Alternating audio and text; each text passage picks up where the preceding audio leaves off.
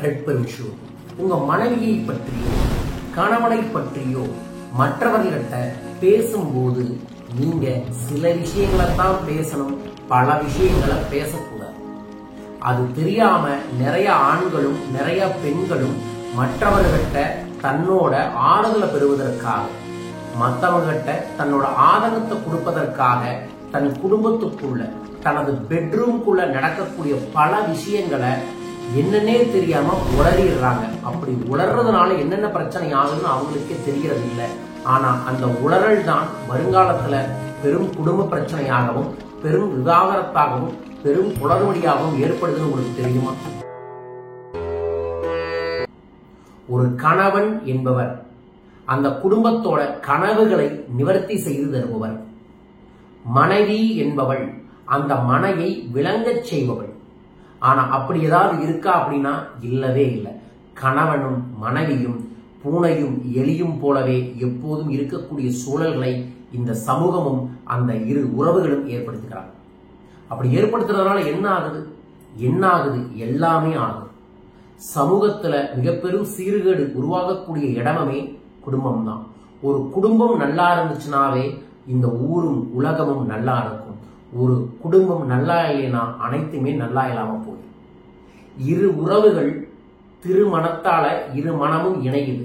அந்த இரு மனமும் நல்லதோ கெட்டதோ மூஞ்சிக்கு மூஞ்சி உட்கார்ந்து கண்ணுக்கு கண்ணு பார்த்து வாயார பேசி மனதார சொல்லி அழுதோ சிரிச்சோ அடிச்சோ புடிச்சோ பிரச்சனையை தீர்த்துக்கணும்.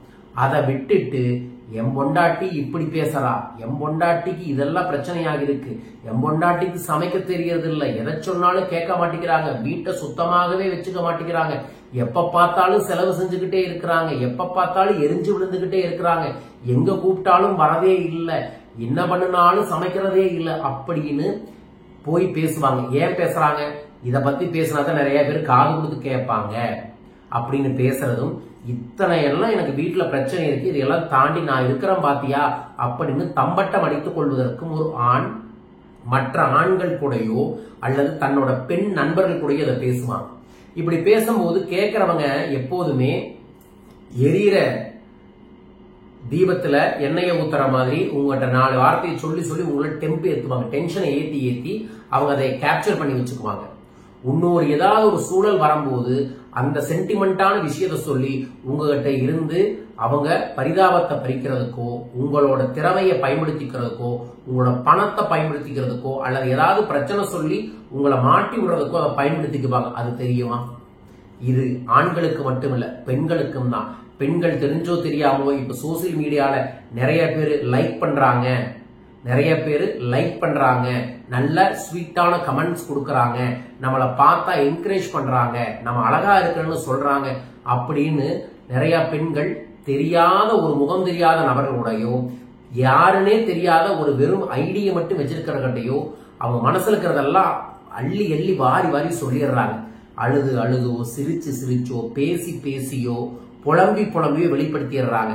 இதை நோட் பண்றவங்க சரியான தருணத்தை பார்த்து அவங்களை எல்லா விதங்களிலுமே தவறாக பயன்படுத்தக்கூடிய சூழல்களை பண்றாங்க.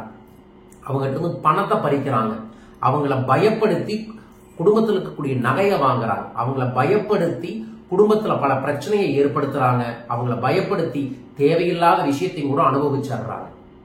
இத பத்தி ஏன் இப்ப பேசுறேன்னா, சமீபத்துல பர்சனல் கன்சல்டிங்கு எங்கிட்ட வந்திருந்த சில ஆண்களும் சில பெண்களும் மனமாற அழுது சொன்னதுதான். நான் அப்ப சொன்னது, அம்மா இது எல்லாம் உங்க பெட்ரூம்லயே பேசி முடியுங்க, அதுதான் பிரச்சனையை சரி செய்யும், இதற்கு இந்த மாதிரியான விஷயங்களை செய்யுங்கன்னு மேலோட்டமாக அவங்களுக்கு கப்பிள் கன்சல்டிங் பண்ணி நான் அனுப்புனேன். யாரு என்னன்னு சொல்றதுக்கு விருப்பம் இல்லை. ஆனா இப்படித்தான் நிறைய குடும்பத்துல நடக்கக்கூடிய 2 நபர்களுக்கு மட்டுமே நடக்கக்கூடிய பிரச்சனைய ஊரா போய் சொல்லி அந்த குடும்பத்துல பல சங்கடங்களும் பிரச்சனைகளும் ஆகுதுங்க. இதை பார்த்துட்டு இருக்கக்கூடிய ஆண்களாக இருந்தாலும் சரி பெண்களாக இருந்தாலும் சரி, உறவுல மிக மிக முக்கியம் உண்மைத்தன்மை தான்.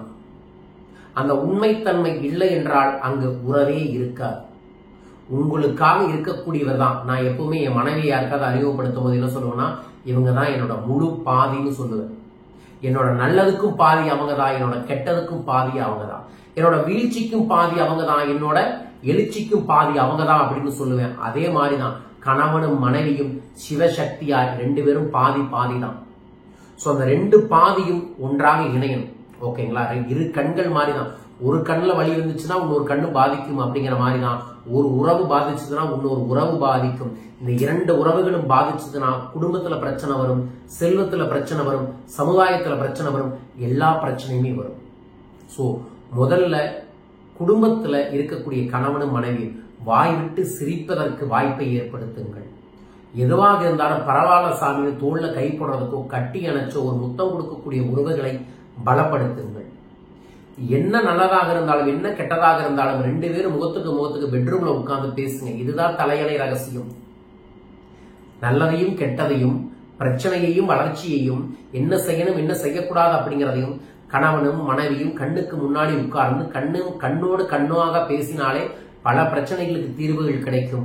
ஆனா அதை பேசுறதுக்கு நிறைய பேருக்கு பயம். ஏன் பயம்? இதை பேசினா அவர் அப்படி நினைச்சிருவாரோ, இதை பேசினா இவ அப்படி நினைச்சிருவாளோ அப்படின்னு நினைக்கக்கூடியதா. நினைப்பு என்பது ஒவ்வொருக்கும் வந்துகிட்டு தான் இருக்கும்.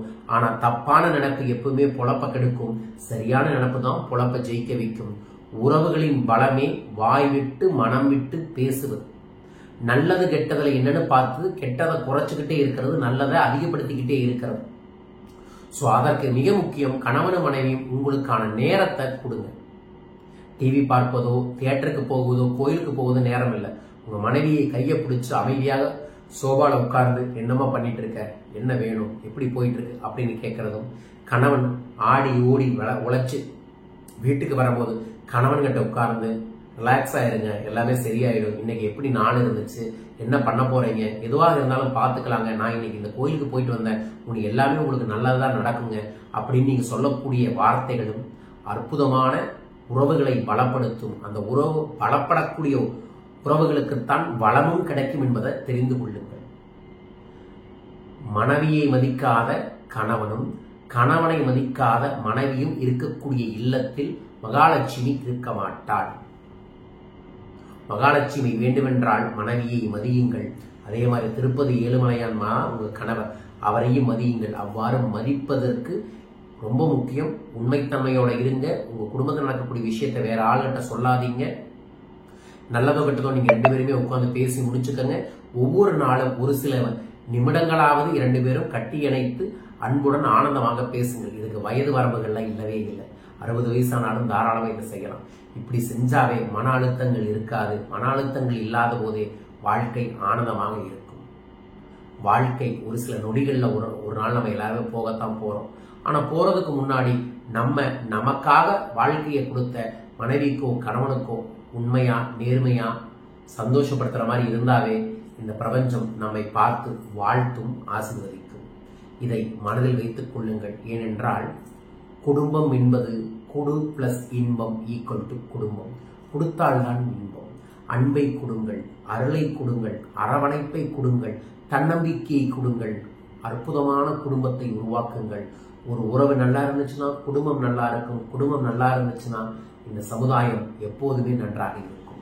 உலகில் எந்த மூலையில் இருந்தாலும் இதை நீங்கள் புரிந்து கொண்டு ஆனந்தமாய் உங்கள் உறவுகளை பலப்படுத்துங்கள். ஆனந்தம் உங்கள் குடும்பத்தில் பெருகட்டும். ஜெய் ஆனந்தம்.